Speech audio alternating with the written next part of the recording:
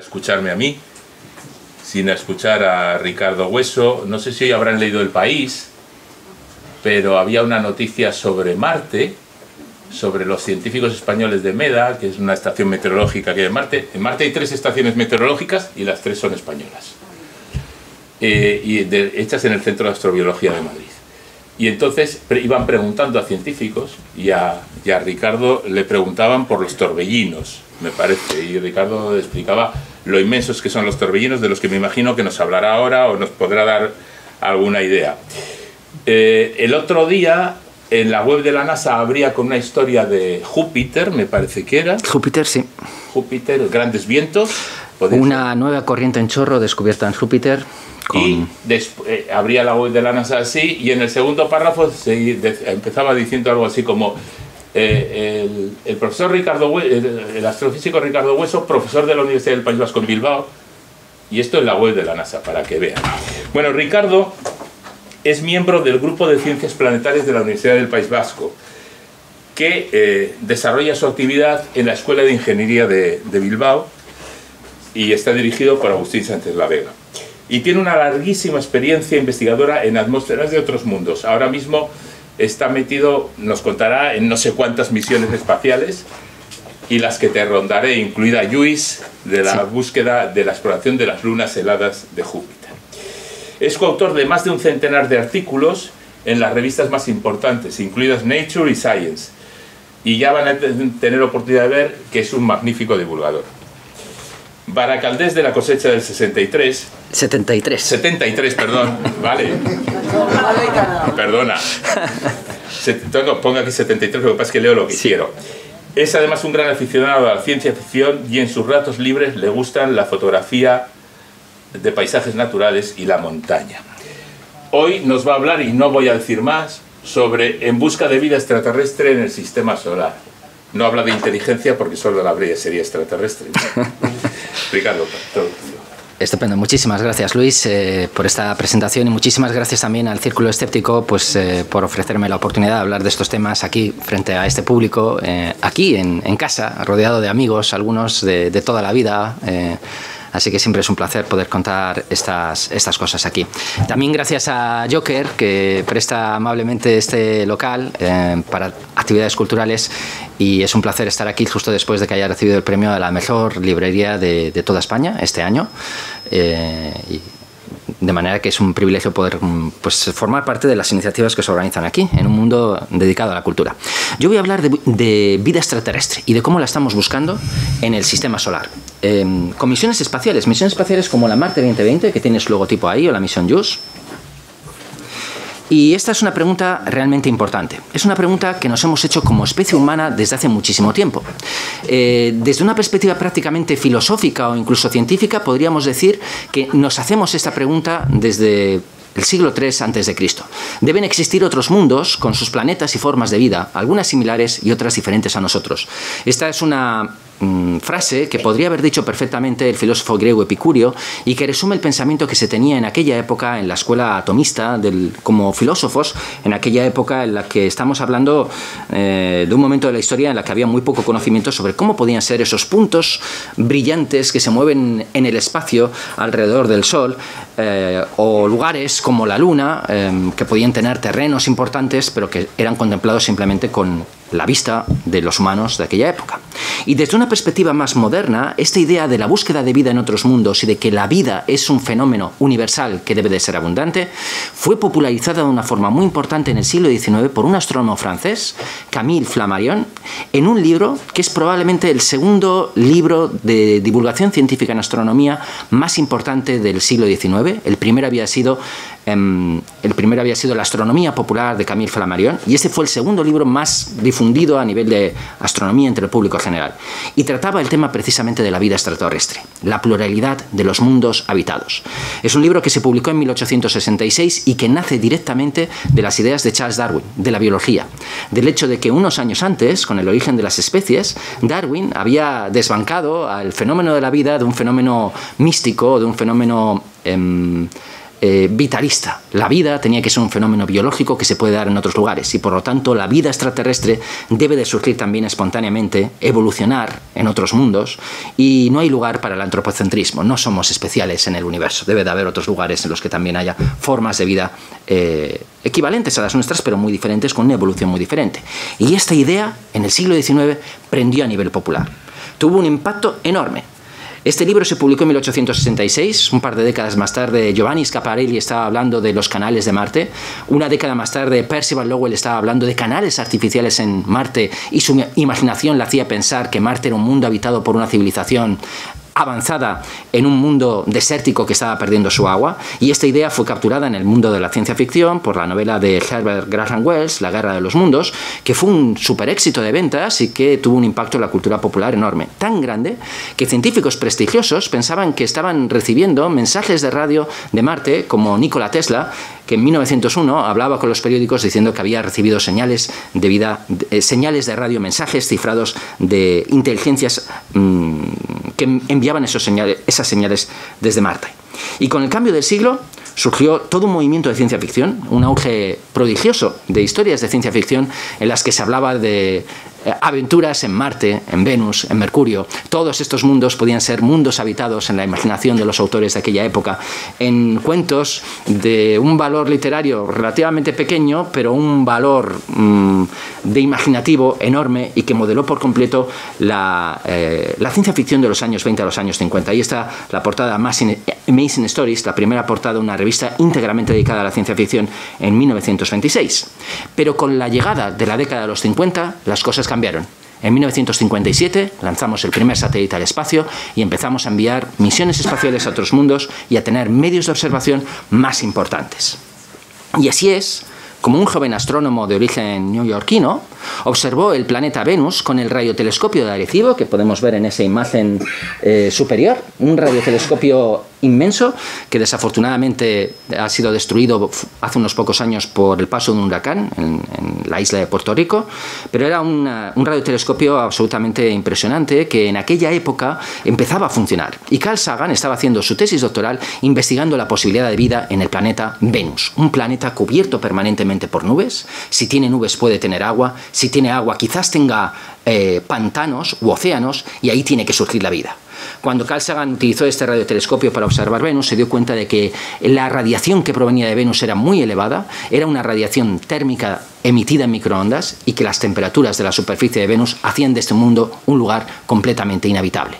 Carl Sagan es famoso por haber sido el astrónomo del siglo XX más importante, más destacado, que intentaba demostrar la presencia de vida extraterrestre en otros mundos. Y en su tesis doctoral demostró justo lo contrario de lo que quería demostrar, que Venus era un mundo absolutamente inhabitable en el presente. En los años 70 participó en las misiones Viking, misiones americanas de NASA que se posaron por primera vez en la superficie de Marte, en los años 70. Y vemos esas imágenes que son imágenes reales del planeta rojo, que nos muestran un mundo desértico, sin agua, con una atmósfera muy tenue, temperaturas extremadamente frías, tan frías que a la caída de la noche se forma escarcha. Pero esa escarcha que se forma sobre la superficie de Marte puede ser escarcha formada por el propio CO2, el gas de la atmósfera, que a esas temperaturas tan frías se condensa formando ese hielo. Así que Carl Sagan, la persona que más popularizó la idea de que la vida extraterrestre podía ser abundante en el universo, participó en la demostración palpable de que Venus era un mundo inhabitable en la actualidad, y de que Marte era un mundo en el que prácticamente era muy difícil que pudiera haber formas de vida. Todas estas investigaciones las detalla en un libro que se tituló La conexión cósmica, que escribió en 1973 y que por un azar del destino yo leí cuando tan solo tenía 13 años. Y este libro es el que me llevó a desarrollar mi carrera en la ciencia, porque la prosa que hay en este libro es incomparable. Hablar de la posibilidad de vida en otros mundos, demostrar que no existe esa vida en mundos como Venus o como en Marte en la actualidad, con los medios que se tenía en aquella época, y sin embargo formular la pregunta con una belleza y una trascendencia en la posible respuesta tan importante, que hace que muchísima gente se haya dedicado a la astronomía y a la astronomía planetaria directamente por la influencia de Carl Sagan. Por supuesto, Carl Sagan se volvió mundialmente famoso por la serie de televisión Cosmos y por un libro, Cosmos, bellísimo, con fantásticas ilustraciones. Entre esas ilustraciones, quizás la más recordada por todo el mundo sea esa imagen que se ve en la derecha. Es una ilustración de posibles formas de vida en las nubes de Júpiter. Júpiter, un planeta gigantesco, 11 veces más grande que la Tierra, pero formado por gas hidrógeno y por helio, sin una superficie sólida. Y aún así, en ese mundo quizás podrían existir formas de vida. Globos flotantes que se alimentan de las sustancias químicas que se encuentran abundantemente en esas nubes. Hay que decir que esa ilustración es una ilustración que está inspirada en un artículo científico publicado en la Astrophysical Journal Supplementary Series en el año 1976 y que Carl Sagan publicó múltiples artículos sobre las posibilidades de vida en el sistema solar en diferentes revistas, incluidas Nature y Science, en aquellos años 60 y 70. Y entonces pasó el tiempo y ocurrió algo extraordinario. En el año 1984, una expedición de científicos de NASA a la Antártida encontró un meteorito en las montañas Allan Hills y lo trajo a los laboratorios de NASA, donde una década más tarde fue analizada. Era el meteorito ALH 84001, que cuando se cortó en pequeños pedacitos y se empezó a analizar, dio lugar a la fotografía de estructuras microscópicas que se podían encontrar en él. Este no era un meteorito común y corriente, era un meteorito muy inhabitual. Era un meteorito en el que su composición química nos marcaba claramente que era un meteorito que provenía de Marte. Y en ese meteorito se encontraban ese tipo de estructuras que nos recuerdan poderosamente a pequeñas bacterias que pudieran existir en esa roca marciana.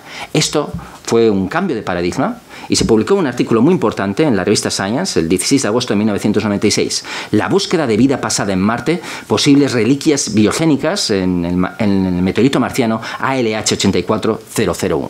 Este fue un descubrimiento que la comunidad científica no se tomó a la ligera y no fue anunciada por los científicos que publicaban este artículo. Fue anunciado a la prensa internacional por el mismísimo presidente de los Estados Unidos, Bill Clinton, en una conferencia de prensa multitudinaria, en la que dio un breve speech para dar lugar después a una sesión de fotos que podemos ver ahí a los fotógrafos fotografiando ese meteorito. Una intervención frente a los medios en los que se hablaba de la posible detección de vida en Marte. Vida pasada, vida microscópica, vida equivalente a las primeras formas de vida que pudieron surgir en la Tierra hace 3.500, 3.600 millones de años. Pero la respuesta que tuvo la comunidad científica no fue muy positiva tras esta rueda de prensa y tras la publicación de ese primer artículo.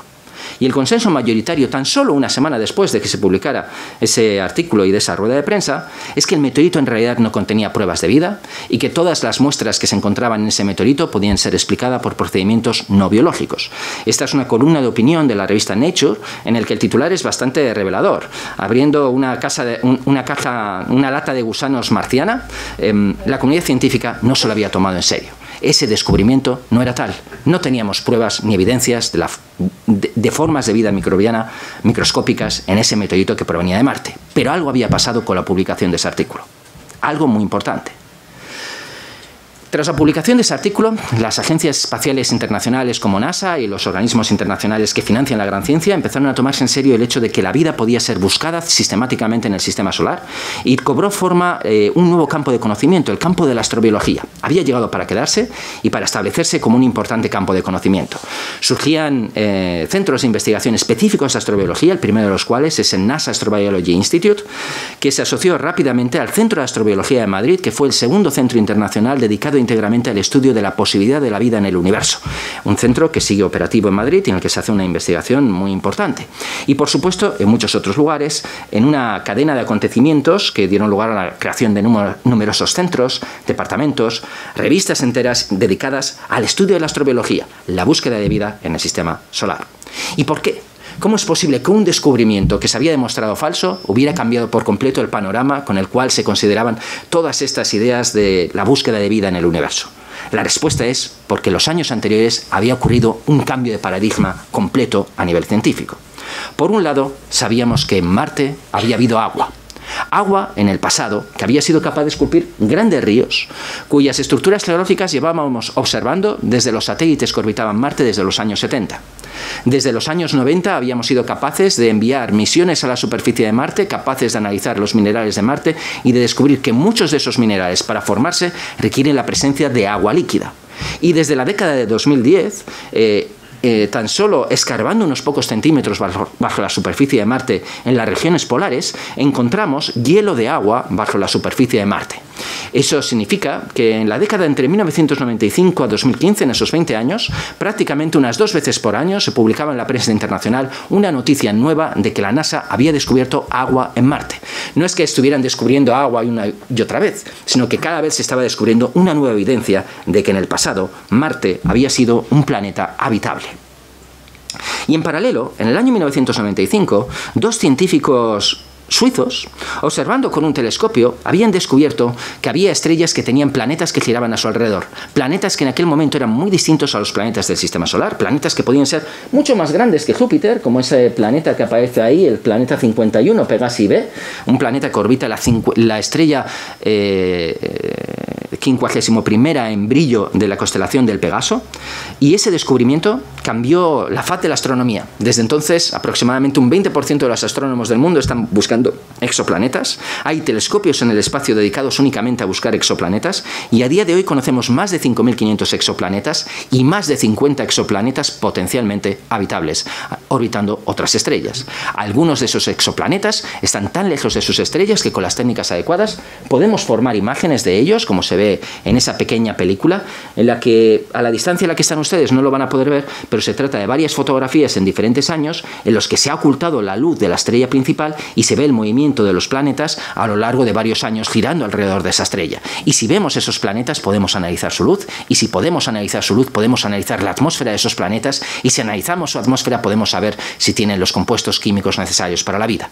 No en estos planetas que no la tienen, pero sí en algunos de estos exoplanetas que a día de hoy conocemos y que cada vez estamos investigando con mayor detalle con telescopios en el espacio y con telescopios como por ejemplo el James Webb Space Telescope.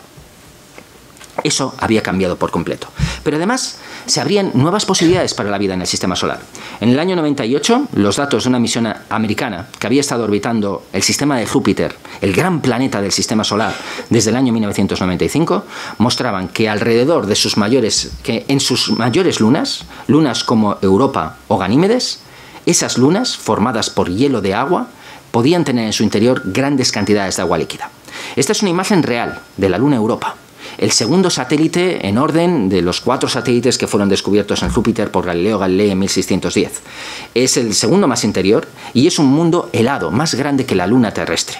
Y vemos su superficie helada y vemos esas líneas rectilíneas, curvilíneas que vemos en diferentes puntos, que nos hablan de una superficie sin cráteres, una superficie joven que tiene una geología propia.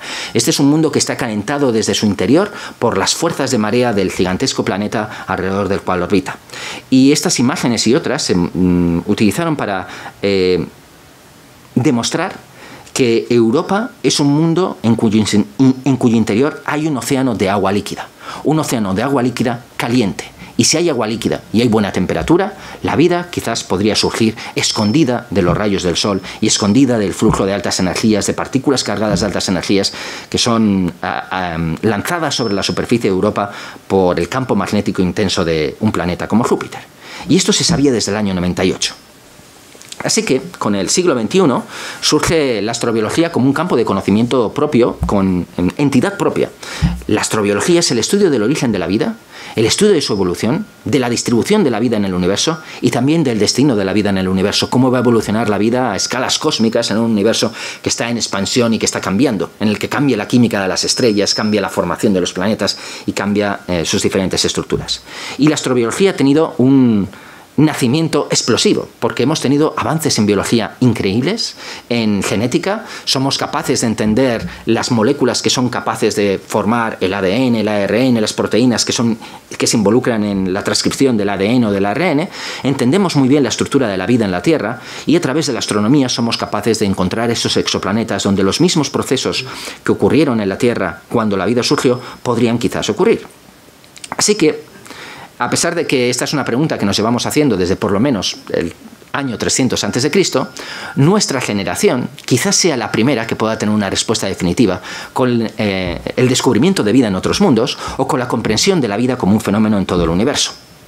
Y si queremos entender el fenómeno de la vida y queremos entenderlo desde una perspectiva astrobiológica, no nos basta con mirar a las estrellas. El mayor el mundo de mayor interés para el estudio de la astrobiología es naturalmente la Tierra, porque la Tierra es el planeta en el que sabemos que la vida surgió.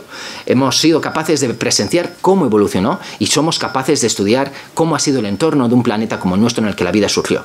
Y esta es una representación artística de cómo era la Tierra hace 4.000 millones de años, cuando estaba terminando de formarse, y había muchos objetos por todo el sistema solar que todavía no había terminado de formarse, que estaban chocando los unos contra los otros. Esos choques con grandes asteroides eran capaces de liberar enormes cantidades de calor.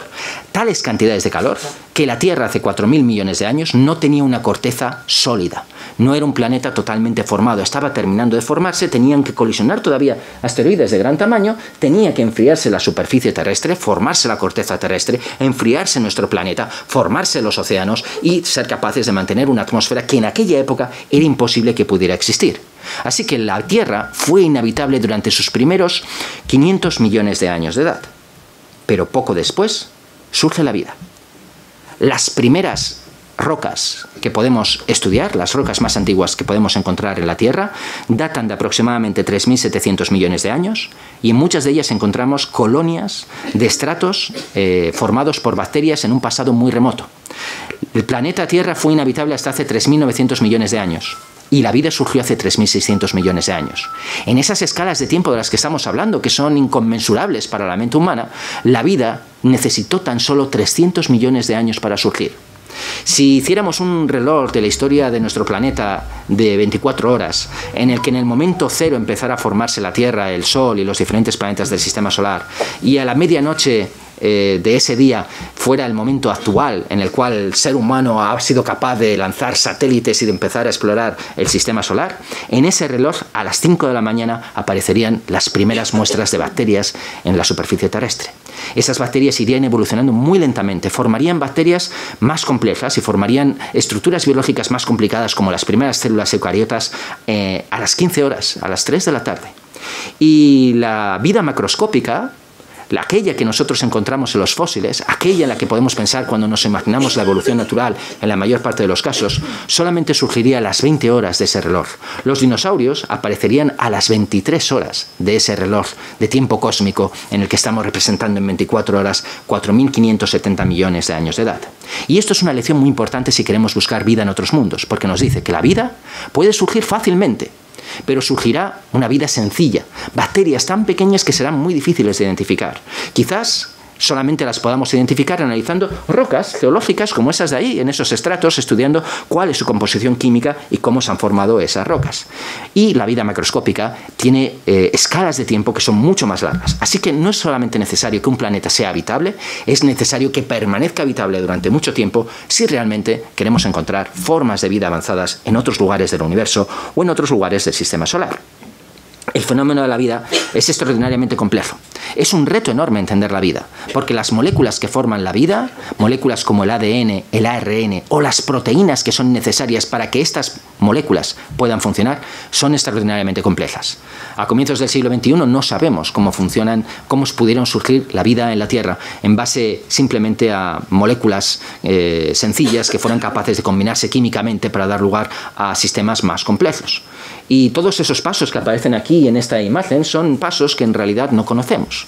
Lo que sí que sabemos es que toda la vida en la Tierra tiene una única receta. Todos utilizamos los mismos aminoácidos, los aminoácidos se combinan de la misma manera para formar proteínas y las mismas proteínas forman las mismas funciones en todos los organismos biológicos, sean bacterias más antiguas, arqueas, o sean organismos multicelulares como somos nosotros. Toda la vida en la Tierra comparte un mismo antepasado universal, el Last Universal Common Ancestor. Así que si queremos encontrar la vida en otros mundos, podríamos encontrar vida extraterrestre que tuviera otras recetas para la vida, que utilizara otros aminoácidos o que combinara los aminoácidos de otra manera. Hay muchos aminoácidos posibles, si uno los fabrica en un laboratorio, moléculas con carbono, oxígeno, nitrógeno que puede fabricar y que son aminoácidos, y la vida solamente utiliza algunos. Y Charles Darwin, en 1871, con su gran clarividencia, ya pensaba en estas cuestiones. Podría ser que en una pequeña charca caliente, con todo tipo de compuestos de amoníaco y fósforo, con luz, calor, electricidad presentes, podría ocurrir que una proteína se formara por procesos puramente químicos, dispuesta para experimentar procesos químicos más complejos. En el día de hoy, ese tipo de materia sería material biológico que sería automáticamente devorado o absorbido, sería biodegradada, tal como diríamos en términos más modernos, lo cual no habría sido el caso sino antes de que se formaran las primeras células vivientes. Así que podemos pensar en un mundo primitivo en el que en la Tierra quizás se formaran estructuras biológicas complejas, moléculas complejas con carbono, nitrógeno, oxígeno, que pudieran alimentar a esas primeras formas de vida que se pudieran formar posteriormente. Pero realmente no lo sabemos. Estamos hablando de un pasado remoto y donde hay hace 3.700, 3.800 millones de años, y hay muchos avances en biología molecular precisamente investigando este tipo de cuestiones. Lo que sí que sabemos es que en Marte, en la misma época en la que se formaron esos estratos de bacterias en la Tierra, en Marte había grandes cantidades de agua.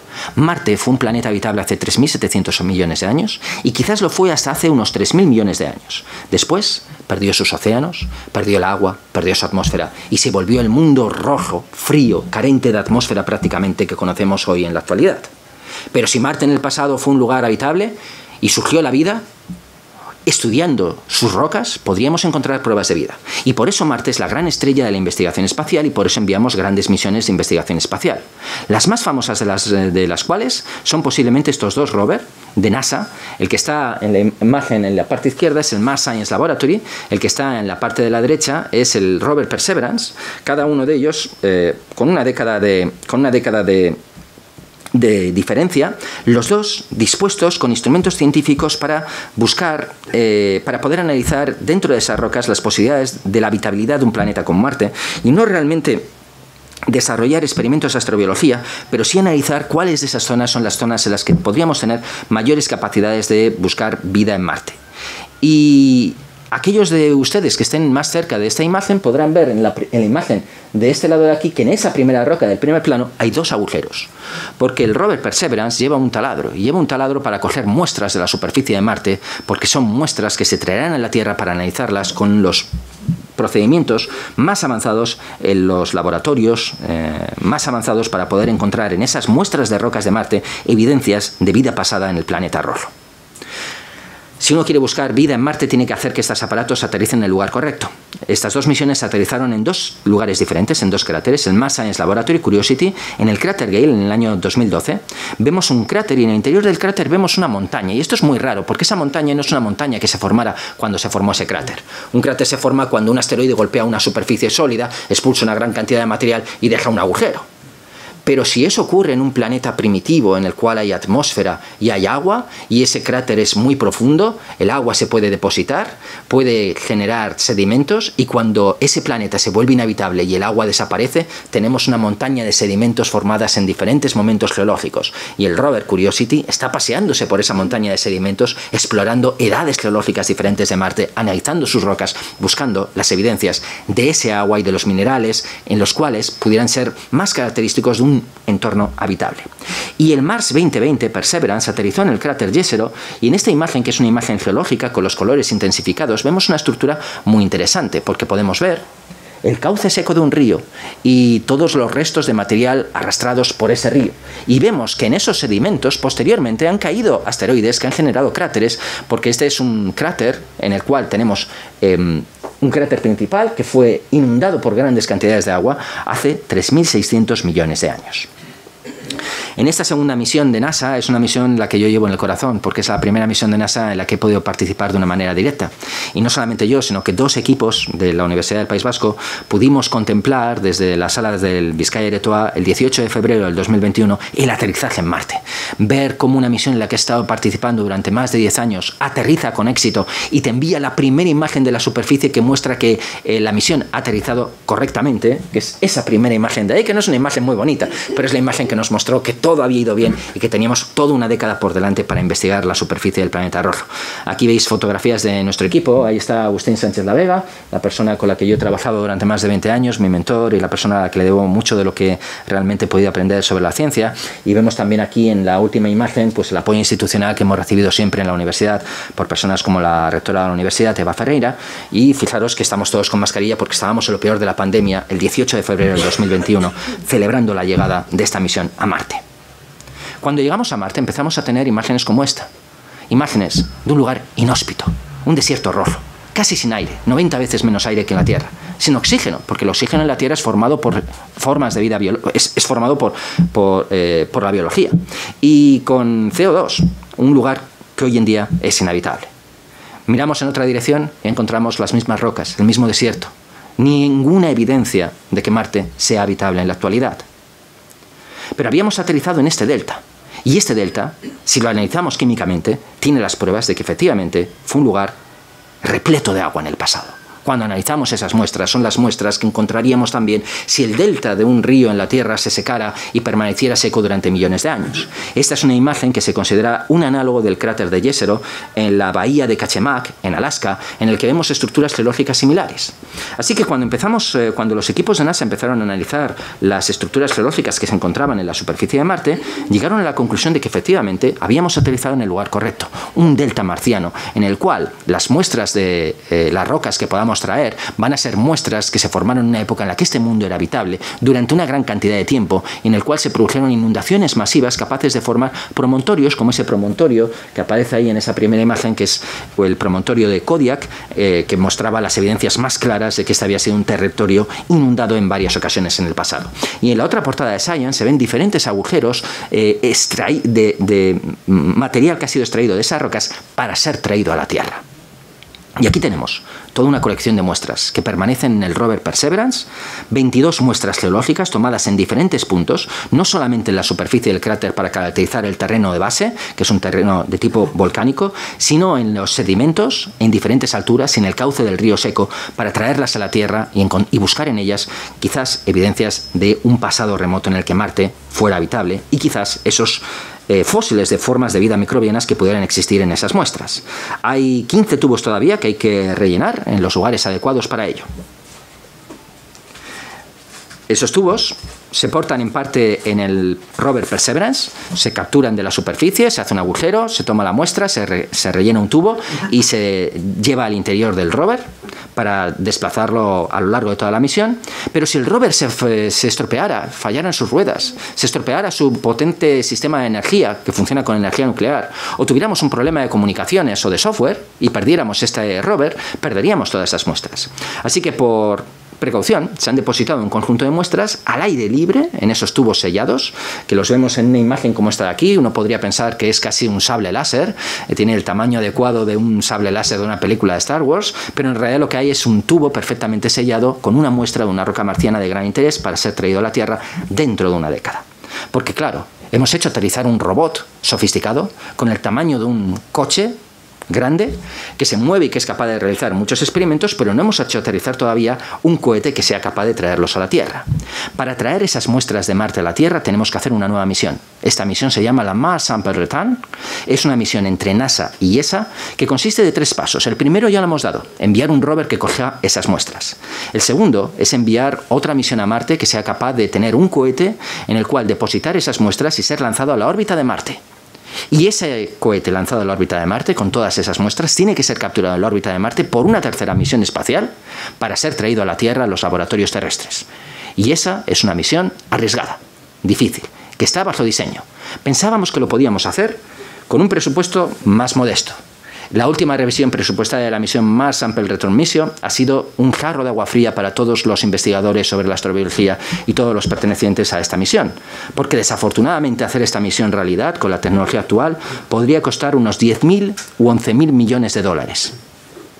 Y esto sería terrible, porque significaría tener que cancelar muchas de las misiones de NASA, y parece ser que la comunidad científica y la propia Agencia Espacial Norteamericana NASA no están dispuestas a hacer esta inversión de 10.000 millones de dólares, sacrificando el resto del equilibrio presupuestario de su programa de investigación de exploración espacial del Sistema Solar, por lo cual esta misión, tal como aparece aquí dibujada, tiene que volver a la mesa de diseño. Tenemos que volverles a pedir a los ingenieros que nos desarrollen una misión equivalente, más barata, igual de segura, aunque tardemos otros 10 años. Y estas muestras pensamos que no vendrán a la Tierra antes del año 2040, desafortunadamente.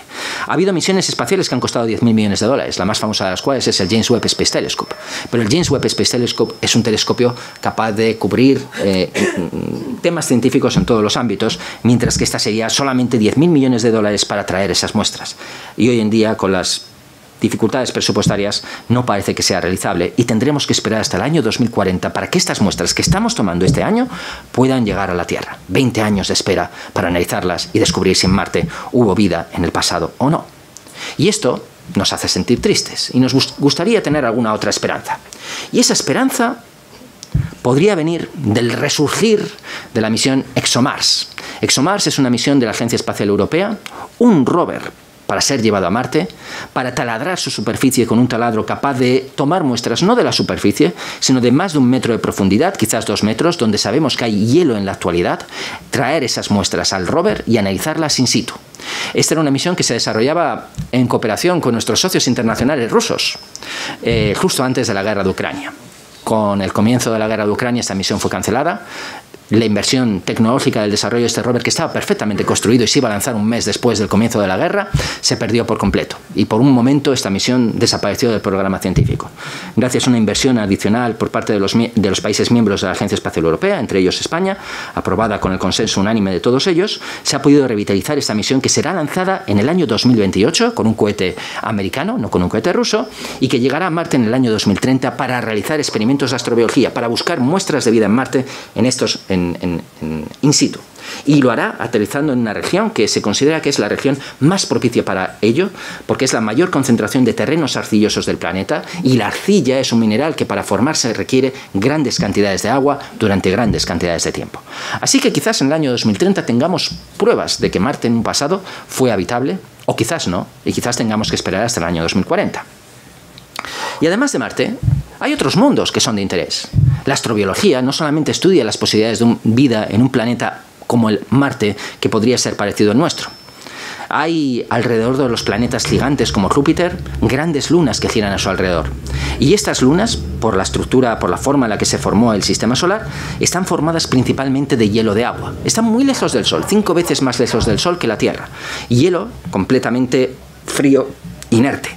Pero bajo las superficies de estos mundos late un corazón caliente. Las fuerzas de gravedad de un planeta como Júpiter hacen que estos mundos estén calientes. Y uno de ellos, la luna Io, con 3.640 kilómetros de diámetro, está tan cerca de Júpiter que el calor que las fuerzas de marea generan en su interior hacen que sea un mundo terriblemente volcánico, 70 veces más volcánico que la Tierra por unidad de superficie.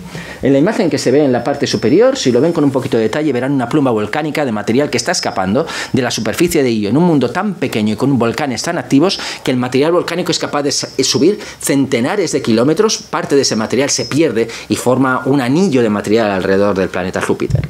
Y Europa, que está un poquito más lejos, no llega a tener volcanes, pero tiene también un corazón caliente que permite que tenga agua líquida en su interior. Y lo mismo en Ganímedes y Calisto en órbitas más lejanas. Estos son Ganímedes y Europa, dos mundos puestos en escala de tamaño. Ganímedes es más grande que el planeta Mercurio, es un 20% más pequeño que Marte. Y Europa es un poquito más grande que la Luna terrestre. Y estos mundos son mundos en cuyo interior hay grandes cantidades de agua líquida. Vemos sus superficies congeladas y heladas, pero sabemos que dentro hay agua. Y si hay agua líquida, y hay temperatura, y hay una química adecuada, quizás podría surgir la vida. Así que diferentes agencias espaciales han preparado su siguiente apuesta en la búsqueda de vida en el sistema solar. Y esta apuesta forma parte de la misión Europa Clipper por parte de NASA y de la misión JUICE, Jupiter Icy Moons Explorer. Antes he dicho que tenía el privilegio de participar en la misión Mars 2020 y tengo el inmenso placer de participar también en esta misión JUICE, que se fue lanzada este año, en abril del 2023, con gran emoción, porque por un momento pensábamos que podía haber salido algo mal en el lanzamiento, y al contrario, el lanzamiento fue perfecto. Tenemos más combustible del que necesitamos y por lo tanto vamos a poder hacer una misión mucho mejor. Llegará a Júpiter en junio del 2031, porque Júpiter está muy lejos, así que también tenemos que esperar. Y realizará 2 sobrevuelos muy cercanos de Europa. Pasará muy rápidamente muy cerca de Europa, sobrevolará Calisto, sobrevolará Ganímedes y terminará poniéndose en órbita de Ganímedes, en una órbita de 500 kilómetros, desde la que hará un mapa completo de Ganímedes, la estudiará desde lejos y luego bajará hasta 200 kilómetros para estudiarlo todavía de más cerca. Y nuestros amigos y colaboradores norteamericanos tienen una misión también muy ambiciosa, Europa Clipper, que si bien no se pondrá en órbita de la Luna Europa, realizará 52 sobrevuelos de Europa para poder analizar su geología, su interior y ser capaz de buscar las evidencias de vida en un pasado, el potencial biológico de un mundo como Europa en esos océanos de agua líquida en su interior. Y no puedo dejar de decir que la misión JUICE estará 3 años y medio orbitando el planeta Júpiter, un planeta fascinante, 11 veces más grande que la Tierra. Esta es una imagen real de Júpiter. Fue tomada en el año 1979 por la sonda Voyager 1, con tecnología de los años 60. ¿Qué no podremos hacer en el año 2031 con la tecnología actual, orbitando durante 3 años y medio un planeta como Júpiter? Un mundo tan grande en el que tenemos anticiclones que son 2 veces más grandes que la Tierra, en el que podemos ver grandes mundos como Europa orbitando alrededor, y en el que vamos a poder estudiar la física de un mundo que en realidad, al ser el gran gigante del sistema solar, es también unos elementos fundamentales para entender cómo se formaron los planetas del sistema solar, cómo se formó la Tierra y, por supuesto, cómo se formaron esos satélites helados en cuyo interior pensamos que el agua líquida va a permitir que estos mundos sean habitables. Así que vamos a tener encuentros cercanos con Europa.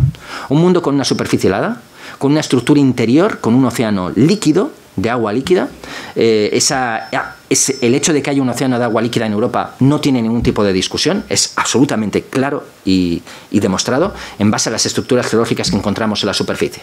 Vemos estructuras como esta, que son estructuras sin ningún tipo de cráter, no son grietas, son estructuras a las que ha habido convección por el agua caliente que estaba emanando del interior y que ha sido capaz de subir hielos, y además, en esa imagen que aparece en la esquina superior izquierda, podemos observar unas manchas azuladas que corresponden a la emisión de vapor de agua de la superficie de Europa.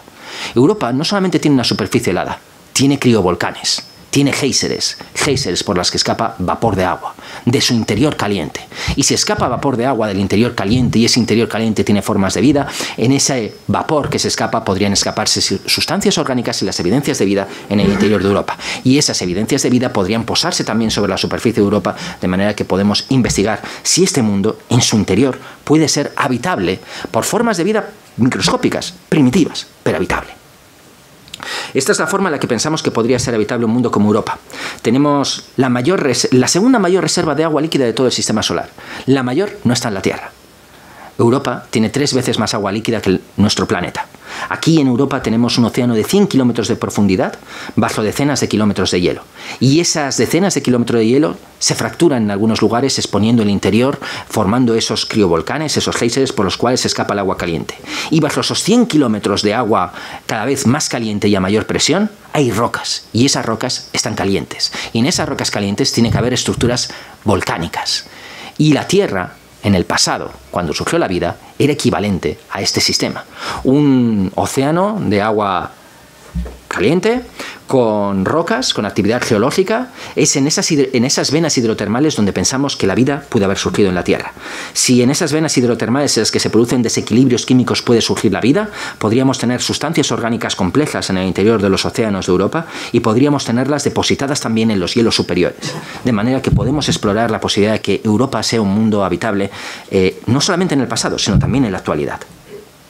Esta es una imagen real, es una imagen de océanos terrestres, de lugares en los que tenemos vulcanismo bajo la superficie de esto, a nivel de la superficie de estos océanos, a nivel con esas venas hidrotermales en las que tenemos gases que se están escapando, tenemos minerales que están saliendo, que están en desequilibrio con el agua que tenemos ahí, y en esos entornos encontramos una enorme abundancia de vida, vida primitiva, bacterias microscópicas con una biología muy muy sencilla, que además tienen unos genes muy primitivos que nos muestran que son realmente nuestros antepasados más antiguos cuando analizamos la vida en la Tierra. Y alimentándose de esas bacterias muy primitivas podemos encontrarnos formas de vida mucho más complejas, como todos estos organismos que encontramos aquí, como todas estas gambas y diferentes tipos de crustáceos que se están alimentando de esas bacterias en este entorno en el que el desequilibrio químico permite que se forman grandes cantidades de sustancias biológicas y de formas de vida sencilla, de la cual se alimentan formas de vida más complejas. Y esto es totalmente análogo de lo que pensamos tiene que haber en el interior de una luna como Europa. Así que Europa es la gran promesa para la búsqueda de vida en el sistema solar. Un mundo en el que podemos tener todos los ingredientes necesarios: agua líquida, calor, un desequilibrio químico y además la forma de poder extraer esos materiales hasta la superficie y de poderlos analizar desde la órbita de este mundo, desde Europa. En un futuro podemos pensar en misiones más ambiciosas, podemos pensar en enviar robots con movilidad, como ese modelo de serpiente robótica que se está probando ya en los laboratorios de NASA en Estados Unidos y que para poderse mover en Europa necesitaría energía nuclear. Tendríamos que ponerle un reactor nuclear, un RTG, Radiothermal Isotopic Generator, ponemos una cantidad suficiente de plutonio, ponemos un generador eléctrico, lo ponemos en este dispositivo y somos capaces de explorar Europa. Y si somos más ambiciosos, pues podemos hacerlo con un submarino y viajar directamente hasta el interior de estos océanos. Esta es una tecnología que no tenemos en la actualidad. Quizás la tengamos en los años 2050-2060 para misiones que puedan llegar a Europa en el 2070-2080, pero no en la actualidad. Y si podemos pensar en la vida en un mundo como en Europa, ¿qué podríamos encontrarnos? Cuando a finales del siglo XIX nos imaginábamos formas de vida en el interior de la Tierra, teníamos novelistas como Julio Verne hablando de grandes formas de vida en el interior de la Tierra, en su Viaje al centro de la Tierra, publicado en 1864. Hoy, nuestra imaginación puede volar libre y podemos pensar que formas de vida como las que aparecen en esa ilustración, saliendo a tomar un poquito el sol en la superficie de Europa, del interior a través de esas grietas, quizás podrían ser posibles. La ciencia no dice que estas formas de vida no sean imposibles en un mundo como Europa. No tenemos evidencias de ella y podemos soñar que pueda haber vida en el interior de un mundo como esta luna helada. Y además, tenemos Ganímedes, un mundo también helado, con una aurora en su interior, una aurora como las auroras terrestres, que nos muestran que tiene un océano en su interior, porque tiene un campo magnético. Ganímedes tiene un campo magnético y para tener un campo magnético necesita tener un océano de agua líquida salina. Y tiene más agua todavía que Europa. Un océano también de 100 kilómetros de profundidad, bajo 150 kilómetros de hielo. Aquí el agua líquida está más profunda, es más difícil de llegar hasta ella, pero hay más agua porque Ganímedes es mucho más grande. Es la mayor reserva de agua líquida de todo el sistema solar, 4 o 5 veces mayor que la que tenemos en toda la Tierra. Y esa agua líquida está en contacto con un manto de rocas sólidas y calientes, de nuevo un entorno favorable para la aparición de la vida. Y además, en su superficie tenemos un flujo de partículas muy altamente cargadas que erosiona esa superficie, que es capaz de extraer diferentes elementos, y esos elementos forman una especie de atmósfera muy tenue que podemos analizar con telescopios desde la Tierra o con telescopios desde el espacio. Y esos análisis nos muestran que hay agua, que hay peróxido de hidrógeno, agua oxigenada, que hay monóxido de carbono, dióxido de carbono, que posiblemente hay orgánicos y no sabemos cómo de complejos. Sabemos que hay sodio, no sabemos si hay fósforo, no sabemos si hay azufre, que son elementos fundamentales para la vida.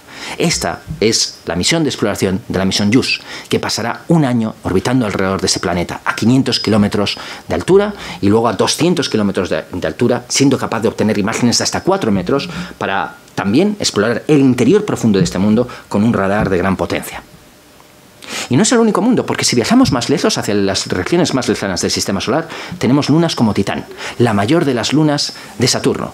Un mundo que, a diferencia de todas las demás lunas del sistema solar, tiene una atmósfera densa, una atmósfera como la atmósfera terrestre, hecha de nitrógeno. 1,5 veces la presión atmosférica terrestre, más aire que el que tenemos nosotros aquí. No hay oxígeno y las temperaturas son muy frías, 180 grados bajo cero. Y en esas temperaturas tan frías, el agua es hielo, tan duro como el granito. Pero en esa atmósfera hay metano. Metano que es capaz de condensar, que es capaz de formar nubes, como las que se ven en esa imagen, que es capaz de formar precipitación y que es capaz de caer sobre la superficie, alimentando ríos y acumulándose en lagos, que han sido observados con radar por la misión Cassini entre el año 2004 y el año 2017. En diciembre del año 2005, la Agencia Espacial Europea consiguió posarse en esta luna, con una misión llamada Huygens, y la imagen que aparece a la izquierda es una imagen real de la superficie de Titán, una imagen en la que vemos rocas redondeadas por la acción de la erosión de material fluido fluyendo sobre la superficie de este mundo. No agua líquida, metano líquido, pero el metano es una molécula de carbono, y Titán es iluminado por la luz del Sol. Y en esa luz hay rayos ultravioleta que rompen las moléculas de carbono, haciendo que esas moléculas formen estructuras mucho más complejas. Si vemos en Titán una imagen como esta, es una imagen de Cassini, esa neblina azulada que se ve en el borde del planeta es una neblina de sustancias orgánicas complejas. El metano atmosférico se rompe por la acción del Sol, forma cadenas de hidrocarburos y esos hidrocarburos se van combinando y forman moléculas orgánicas complejas, tan complejas que pueden formar aerosoles que van cayendo sobre la superficie. Y se acumulan en esos lagos con la precipitación, donde pueden ser disueltos en el metano y en el etano que se puede encontrar en esos lagos. Literalmente, Titán podría ser un paraíso para la vida, porque esas nieblas orgánicas en las que la acción de la radiación ultravioleta combina las moléculas de metano sería capaz de formar moléculas orgánicas complejas que irían cayendo bajo la superficie, acumulándose como un maná caído del cielo. Y en este mundo también sabemos que hay un océano líquido en su interior, porque también está calentado por los efectos de mareas de Saturno. Y en esos lagos, si hubiera grietas que comunicaran ese metano líquido con el interior del agua líquida de este mundo, tendríamos sustancias orgánicas complejas generadas en la atmósfera que caen sobre la superficie, se acumulan en los lagos y podrían alimentar todo un entorno, un hábitat en el interior profundo de un mundo como Titán. Así que Titán es enormemente interesante, no lo queremos olvidar. Y como no lo queremos olvidar, hay una misión ahora mismo que está terminando de construirse, una misión de NASA que se llama Dragonfly. Dragonfly en inglés significa libélula, y es un helicóptero con 4 hélices para poder moverse por la atmósfera de Titán. Un mundo que tiene la mitad de la gravedad terrestre, una atmósfera un 50% más masiva, y en ese mundo, con un pequeño helicóptero, uno se puede mover por toda la superficie, varios kilómetros, tomando muestras en diferentes lugares y analizando esas muestras in situ.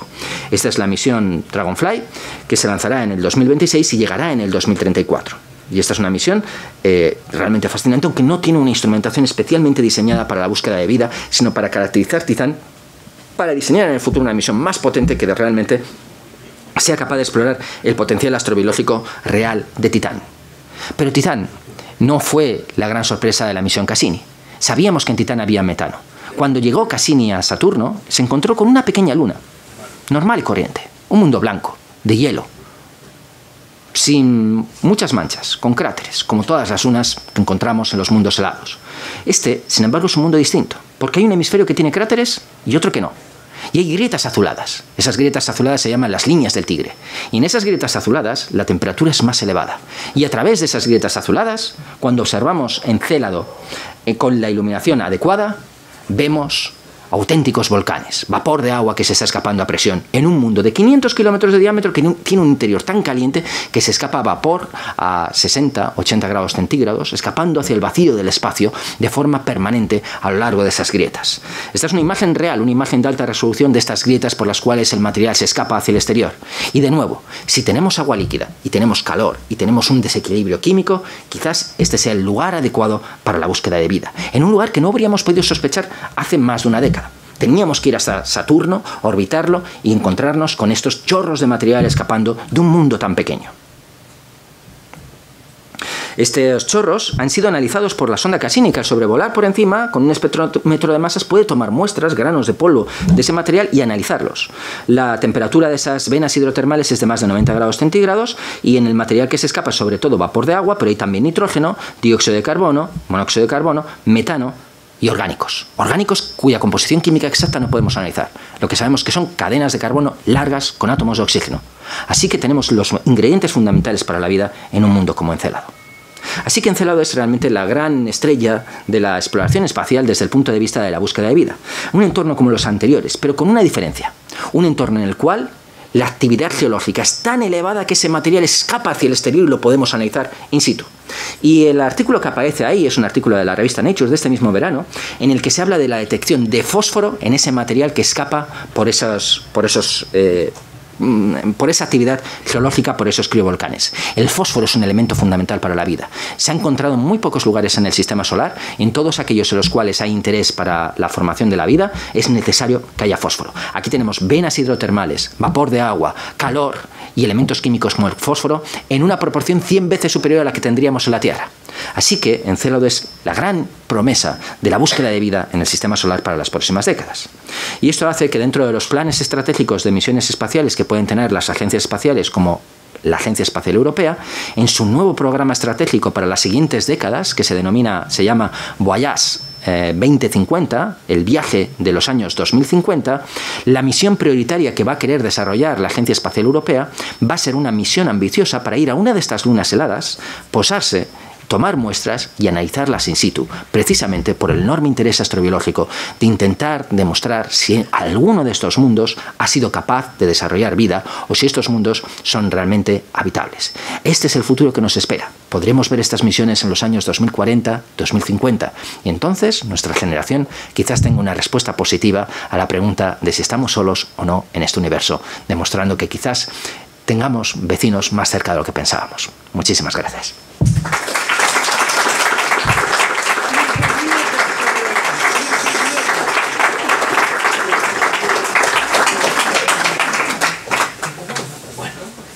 Vengo del fondo, ya puedes disculpar. Bueno, si quieren hacemos el turno de preguntas, luego les comentaré un par de cosas, pero vayamos al grano porque y pregunten lo que quieran al ponente. A ver, allí, habla alto porque no tenemos micrófono. Porfa. Bueno, primero, enhorabuena, Ricardo, que ha sido una charla fascinante, como siempre, y da gusto escucharte porque derrochas pasión. Lo segundo, bueno, quería comentar que el presupuesto estimado para esa misión de traer, digamos, de Marte muestra tampoco me parece tan exagerado. Si tenemos en cuenta, digamos, teniendo en cuenta que es algo internacional, global y demás, ¿no? Entonces, bueno, es una cuestión de prioridades. Y luego la pregunta que quería hacerte, bueno, en toda la charla pues has estado hablando de esta búsqueda de vida, pero me da la sensación de que es como una búsqueda de vida muy terrestre, ¿no? Quiero decir que al final los ingredientes que estamos hablando, que estabas comentando, pues son el agua, la química del carbón y demás. Entonces mi pregunta es si puedes darnos una definición de vida que sea más genérica que la vida que nosotros, digamos, conocemos bien aquí en la Tierra, que está basada en otra química, que no sea la química del carbón. No sé si esto también es algo que en el centro de astrobiología o en este terreno pues también se explora, ¿no? Porque al final igual nos estamos focalizando tanto en buscar algo y resulta que hay un espectro inmenso de posibilidades que nos estamos perdiendo. Sí, es una buenísima pregunta, porque efectivamente podemos estar muy centrados en aquello que conocemos, en no ser capaces de identificar otras formas de vida que quizás lo sean.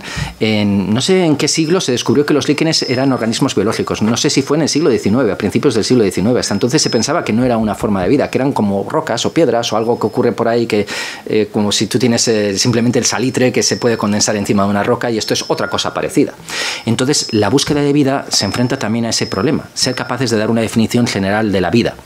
Y esa definición, hay gente que lo investiga desde una perspectiva también puramente filosófica, porque podríamos pensar si un organismo creado por nosotros en un futuro artificial podría ser considerado vivo o no, y cuáles son los elementos necesarios para la vida. Tiene que ser capaz de tener metabolismo, tiene que ser capaz de tomar energía de su entorno y de tener acción sobre el entorno, por lo tanto el metabolismo es importante. Tienes que ser capaz también de procesar o almacenar información, como todos los organismos biológicos que tienen información de qué es lo que les constituye y cómo van a comportarse frente al entorno, en nuestro caso con ADN o ARN, y tiene que tener algunos otros elementos, pero esos son los dos elementos fundamentales. Luego, por supuesto, las formas de vida que nosotros pensamos que pueden existir están basadas en la química del carbono, porque el carbono es una molécula que tiene un enlace de carácter, tiene una valencia 4, tiene mucha capacidad de tomar enlaces, pero hay otros elementos que también cumplen ese papel. Parece ser que aunque pudiéramos pensar en otros elementos como el silicio, no va a cumplir las mismas funciones a ningún rango de temperatura, porque la naturaleza del enlace químico va a ser diferente. Y en cuanto a disolventes, el agua tiene una ventaja muy importante con respecto a cualquier otro disolvente, y es que al ser una molécula polar, se pueden formar enlaces de hidrógeno que permite que haya una capacidad de hacer enlaces entre moléculas suficientemente fuertes para mantener algunas moléculas estables y suficientemente débiles como para romperlas. Un ejemplo típico sería la cadena de ADN, que se puede abrir y que está formada por enlaces de hidrógeno. Entre las bases interiores, lo que permite que la cadena de ADN sea estable son esos enlaces de hidrógeno que, sin embargo, con un pequeño aporte de energía se pueden separar. Y si cambiamos el disolvente por otro, tenemos otras dificultades.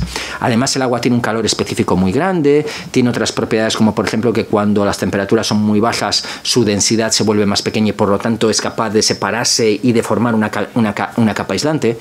Así que la mayor parte de la gente que trabaja en astrobiología está buscando vida orgánica basada en carbono y necesitando agua, pero que utilice aminoácidos, ADN, ARN, eso por supuesto que no, podría ser completamente diferente. Y ese es uno de los grandes retos en hacer astrobiología in situ. Si diseñamos un experimento para buscar algo muy, muy sofisticado con la misión ExoMars, tomando una muestra y analizándola in situ, podemos hacer el experimento mejor posible para una forma de vida como la que conocemos en la Tierra y detectarlo con unas propiedades fantásticas. No tenemos más que ver los test de detección de virus por los que hemos tenido que pasar todos estos últimos años con una pequeña muestra y cómo funcionan. Pero porque sabemos lo que tenemos que buscar. Si no sabemos lo que tenemos que buscar es mucho más difícil. Y es uno de los retos muy importantes. Por eso la misión Mars Sample Return requiere traer esas muestras, porque hay que hacer todo tipo de pruebas, las que podemos imaginarnos hoy y las que se puede imaginar la generación siguiente dentro de 30 años o 40. Y hay muestras que se mantendrán. Hay muestras que se van a analizar y muestras que se van a preservar para ser analizadas con tecnologías posteriores y con ideas posteriores en décadas posteriores. Así que es algo que está abierto y para lo que no tenemos una respuesta definitiva, aunque yo me haya alargado todo esto.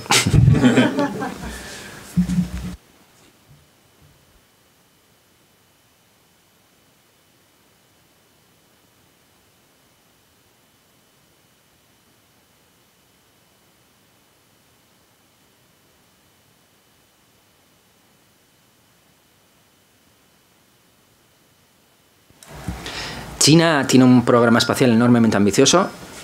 Muchas veces te enteras de lo que van a hacer los chinos cuando ya lo tienen muy desarrollado. Hay un rover sobre la superficie de Marte, que es el rover Suron, que ha sido capaz de desplazarse unos, no sé si 1 kilómetro aproximadamente, y de hacer unas cuantas medidas.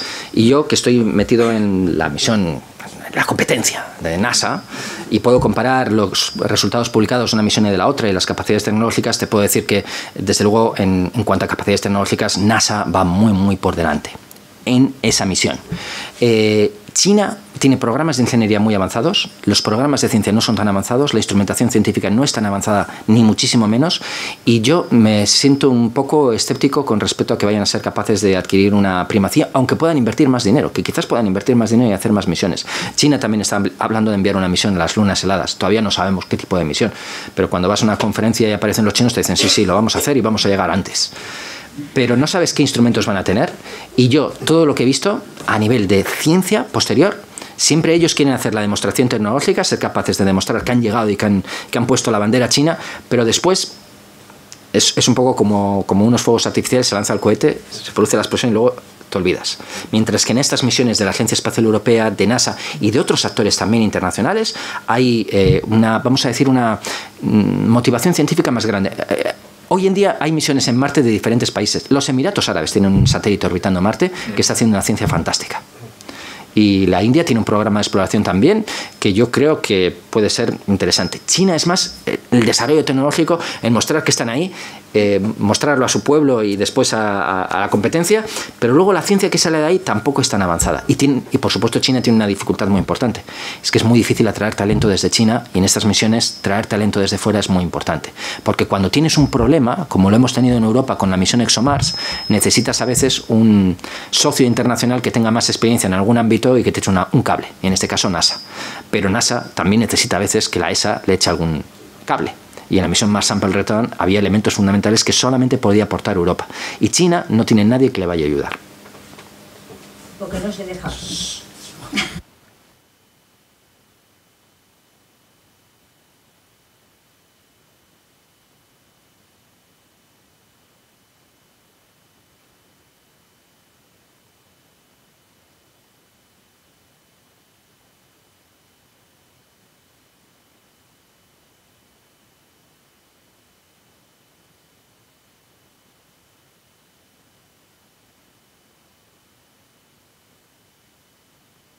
Que tengamos alimentos, que igual es más interesante si en el planeta que está no sé cuántos miles de kilómetros. Pero es que la conferencia va de vida extraterrestre. Si me lo permite, yo voy a ir de lo muy muy amplio a lo muy particular para ir a su pregunta. Desde una perspectiva global del fenómeno de la vida en la Tierra, la vida, lo que sabemos es que siempre está sujeta al cambio. La vida surgió en la Tierra hace 3.700 millones de años. Nuestro planeta ha cambiado radicalmente muchas veces. Hemos oído hablar de la historia del asteroide que acabó con los dinosaurios. Ha habido muchas extinciones masivas y ha habido muchos cambios climáticos de diferente orden. Lo que sabemos es que con este cambio climático la vida seguirá. Nosotros también. Nuestra civilización quizás no. y desde luego nuestro nivel de vida tendrá que sufrir algunos cambios. Hay mucha investigación que se hace sobre el cambio climático y muchas medidas. Yo no soy un experto en ello, pero desde luego es uno de los problemas fundamentales del siglo XXI y se están haciendo desde luego toda la investigación necesaria y todos los desarrollos necesarios para saber todos los elementos del problema y buscar las soluciones que estén en nuestra mano. Entonces, en ese sentido, como no soy un especialista, no voy a decir mucho más, pero desde luego la vida sobrevivirá al cambio climático que hemos provocado nosotros. El problema es que nosotros tenemos un interés particular en poder seguir formando parte de nuestro planeta y vivir nuestra vida como nos gustaría. Veremos si eso es posible. Y quiero preguntar una cosa de China, si puedo saber, si puedo. Creo que China es la única potencia que ha podido llevar, tener respuesta de la cara oscura de la Luna, que hasta ahora creo que no ha podido ir nadie. Entonces, ¿cómo está eso? ¿Y de qué nos sirve eso que tiene China y no tiene ni la NASA ni los rusos? La cara oculta de la Luna es un lugar misterioso, porque la Luna, pues simplemente por los efectos de marea, cuando gira alrededor de la Tierra, siempre nos está mostrando la misma cara. Siempre vemos la misma cara de la Luna y nunca vemos la otra cara. Para ver la otra cara necesitamos poner un satélite alrededor de la Luna y tenemos mapas fantásticos de la composición química de la Luna. Pero las misiones de los astronautas de las misiones Apolo y las misiones rusas que se hicieron en los 70, que se posaron en la superficie lunar, se posaron en la cara que nosotros podemos ver porque es la que te permite comunicarte con la Tierra. No quieres enviar astronautas al otro lado y tenerlos sin ningún tipo de comunicación y no saber si han muerto o si no. Entonces, China lo que hizo fue un programa en 2 pasos. Primero poner un satélite de comunicaciones y después enviar una misión a la cara oculta de la Luna. Y hoy en día hay misiones, está el programa Artemis de NASA y ESA, en el que somos socios, con JAXA, con la Agencia Espacial Japonesa, para volver a enviar personas a la superficie lunar. Y uno de los elementos de esa misión también es el Lunar Gateway, que es una estación espacial orbitando alrededor de la Luna con presencia de astronautas. Así que, en ese sentido, la exploración de la Luna va a volver a ser revitalizada en la próxima década y vamos a tener grandes avances en ese ámbito. Vamos a volver a estar en la superficie lunar y, aunque China haya tomado la delantera en este caso en una cuestión concreta, tampoco yo estoy especialmente preocupado por ello.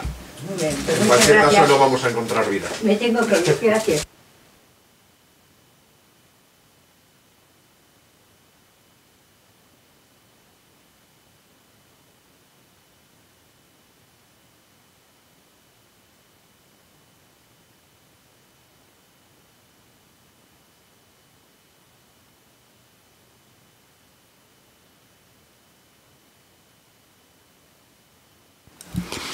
Estamos más preparados de lo que estábamos hace unas décadas, pero no sabemos si lo suficientemente. Cuando he hablado de las misiones Viking de los años 70, las misiones Viking llevaron experimentos de búsqueda de vida, experimentos de astrobiología, y sus resultados no fueron concluyentes. Se hicieron con la tecnología de la época y con el mejor conocimiento disponible que estaba en aquel momento. Una de las personas que colaboró en el diseño de esos experimentos era muy famoso, era James Lovelock, el creador de la hipótesis Gaia, y estaba también Carl Sagan, y el resultado eran resultados que no estaba muy claro cómo interpretarlos, porque los experimentos no se habían pensado suficientemente bien. Hoy, desde luego, estamos mucho más avanzados, ha habido muchísimo más trabajo al respecto, pero podría ser que hiciéramos experimentos que no fueran los correctos. Por eso es tan importante traer esas muestras para poderlas analizar realmente con mucho cuidado. ExoMars nos podría dar una respuesta positiva, y si es positiva sería sí, existe vida en Marte o existió en el pasado. Si la respuesta fuera negativa, podríamos decir no hemos sido capaces de descubrirlo, no hemos sido capaces de demostrarlo. Quizás sí, porque además ExoMars aterrizará en un lugar específico y quizás podría haber otros lugares en los que la vida podría haber dejado unas señales más evidentes. De manera que si la respuesta es positiva, la respuesta es clara. Si la respuesta es negativa, siempre tendremos la duda. Por lo menos con las misiones actuales.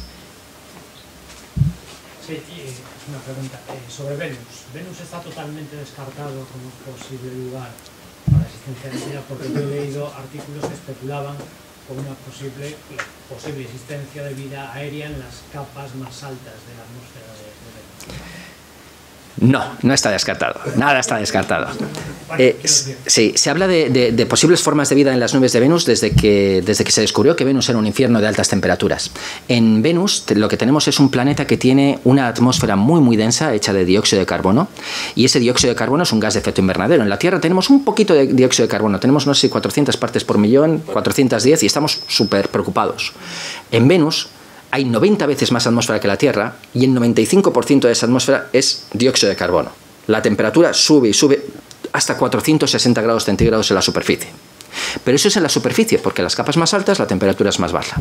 Y al nivel de las nubes, que las nubes tampoco son muy agradables porque están hechas de ácido sulfúrico con vapor de agua, al nivel de las nubes la temperatura es la temperatura correcta para que la vida pudiera aparecer. Tenemos nubes con temperaturas de 10 grados centígrados con vapor de agua, con dióxido de azufre, que podría parecer que es una desventaja, pero en realidad el azufre es un elemento fundamental para la vida y por lo tanto podríamos tener una química compleja basada en reacciones químicas entre compuestos de azufre, oxígeno y vapor de agua, y las estructuras convectivas que trajeran minerales desde la superficie. Y hay misiones propuestas para eso. Ha habido experimentos, ha habido propuestas de hacer ciencia in situ, de hacer una misión hasta las nubes de Venus y analizarlas in situ. Ninguna de esas misiones ha sido aprobada y por lo tanto yo he hablado de las cosas que están un poquito más aprobadas. He de decir que en una reunión esta misma semana de la misión JUICE, que pasará cerca de Venus, Venus está más cerca del Sol que la Tierra. Cuando JUICE pase muy cerca de Venus, vamos a decir que el flujo de radiación va a ser tan elevado que no tenemos permitido encender nuestros instrumentos. Y hay un instrumento que puede analizar en microondas la radiación de Venus con una precisión tal que podría encontrar moléculas como la fosfina, de la que se ha hablado, que era uno de los elementos fundamentales que podría demostrar la presencia de vida en Venus. Y la misión ha decidido no correr el riesgo, no encender ese instrumento y no buscar la fosfina, lo cual ha encendido un debate de los acalorados de verdad. Pero la decisión ha sido no encender esos instrumentos para no dañar la misión. Si en Venus existe vida, hay una persona, el jefe científico de la misión JUICE, que se arrepentirá toda su vida. Pero hay otras propuestas para buscar vida en Venus y el 13 de diciembre de este año la Agencia Espacial Europea va a aprobar el desarrollo de su próxima misión de exploración espacial, que es la misión Envision, que será un orbitador de Venus, que tendrá también la capacidad de explorar esas nubes, no para hacer realmente búsqueda astrobiológica, pero desde luego la misión de Envision va a ser explorar la historia geológica de Venus, saber cómo ha llegado a ser ese mundo infernal que tenemos en la actualidad, porque también hace 3.500 millones de años, cuando la Tierra surgió la vida y Marte era habitable, pensamos que Venus también era habitable y por lo tanto también es de interés. Lo que pasa es que Venus, con ese constreñimiento de tener esa temperatura de superficie tan alta, es mucho más difícil de investigar. Envision estudiará la historia geológica de Venus y después de esa misión podríamos tener las claves para diseñar una misión específica de astrobiología en Venus, si realmente pensamos que ese es que hay una posibilidad real. Lo que pasa es que es una posibilidad que es más pequeña que en todos estos otros mundos que hemos visto, pero no está descartada para nada. Y hay entusiastas de la búsqueda de vida en Venus y gente que propone estas misiones, por supuesto, sí. Lo primero, muchas gracias. Para usted, ¿el universo es un lugar habitable o hostil para la vida? Las dos cosas. Porque tenemos lugares que son totalmente hostiles. No podemos pensar en vida en un asteroide que pase muy cerca del Sol. Hay asteroides que pasan tan cerca del Sol que a lo largo de millones de años se van desintegrando progresivamente. Y a la vez hay lugares, pocos, en los que se dan las condiciones adecuadas. Si pensamos que la vida requiere agua líquida, resulta que para que haya agua líquida alrededor de cualquier estrella hay una zona a una distancia suficientemente lejana, correcta para esa estrella y distinta para diferentes estrellas, en las cuales los objetos sólidos podrían tener acumulaciones de agua líquida en los cuales podría surgir la vida. Y además de eso, hay otros lugares que, aunque no estén en esa zona, pueden tener también agua líquida porque se encuentran en el interior de mundos que tienen cortezas heladas o se encuentra preservada en otros entornos. Entonces, el universo es a la vez hostil y amigable para la vida. Es un fenómeno natural que se va a desarrollar allí donde las condiciones lo permitan. Y yo creo que la vida puede surgir en muchos otros lugares. Y con todos estos exoplanetas que sabemos que existen, sabemos que los planetas son enormemente frecuentes, que todas las estrellas la mayor parte de las estrellas van a tener planetas y algunos de ellos van a ser potencialmente habitables. ¿Que no hemos encontrado vida en ninguno de ellos todavía? Es cierto, es muy difícil. ¿Tendremos la tecnología para ello? Posiblemente sí. Y entonces la respuesta la podremos tener 100% garantizada de forma científica y con pruebas. Ahora solamente podemos especular, pero yo creo que es las dos cosas, hostil y amigable. Y depende en qué lugar. ¿Más? ¿Alguna pregunta más? Aquí. No, pues simplemente parece una pregunta muy obvia, pero me gustaría saber qué supondría para nosotros descubrir que hay vida en otros planetas. Posiblemente más de lo que yo podría imaginar. Llevo pensando en esto más de 25 años y posiblemente la respuesta sería mucho más allá de lo que yo podría imaginar. Ese es todo un campo de investigación. Hay psicólogos que se hacen esa pregunta. Si nosotros tuviéramos un día un mensaje proveniente de las estrellas, de una civilización extraterrestre, por ejemplo, ¿cómo reaccionaría la gente? Si solamente encontramos formas de vida microscópicas, ¿qué impacto tendría eso? Si encontramos formas de vida microscópicas y resulta que no tienen nada parecido al ADN, sino que la fórmula que sigue la vida en otro mundo es completamente diferente, eso significa que las posibilidades para la vida en el universo son muchísimo más grandes y que si hay dos, quizás haya múltiples recetas para la vida. Si encontramos otra forma de vida en Marte y está basada en algo muy parecido al ADN y en proteínas, eso nos va a indicar que quizás la vida realmente está constreñida a un tipo de biología muy cercana a la nuestra, aunque sea diferente. Y desde un punto de vista biológico cambiaría por completo, sería el descubrimiento más importante de la historia de la biología y posiblemente el descubrimiento más importante a nivel científico de toda la historia, si encontramos una forma de vida extraterrestre en otro mundo. Y el impacto sería científico, cultural, filosófico, religioso, global, cambiaría nuestra cultura. ¿En qué direcciones? Quizás lo exploran mejor los autores de ciencia ficción en diferentes novelas y cada uno con diferentes perspectivas. Pero realmente yo creo que no estamos dispuestos, que no somos capaces de imaginárnoslo. Igual que cada vez que hemos hecho un descubrimiento importante, no hemos sido capaces de prever qué es lo que iba a pasar con ese descubrimiento. Así que realmente si somos capaces de descubrir esas formas de vida en los próximos 10, 20 o 30 años, pues sería fascinante el estar ahí y ser capaces de ver cómo vamos a reaccionar y averiguarlo in situ, ¿verdad? Sí. ¿Alguna pregunta más?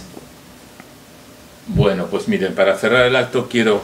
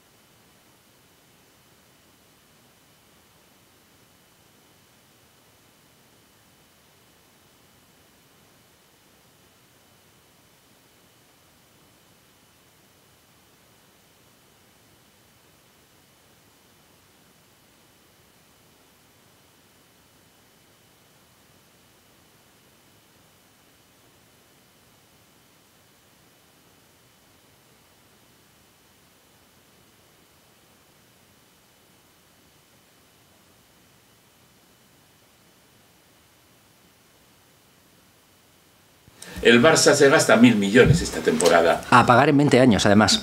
El Barça esta temporada se gasta 1.000 millones. Es decir, todo depende de cuáles sean las prioridades que nos marquemos, ¿no?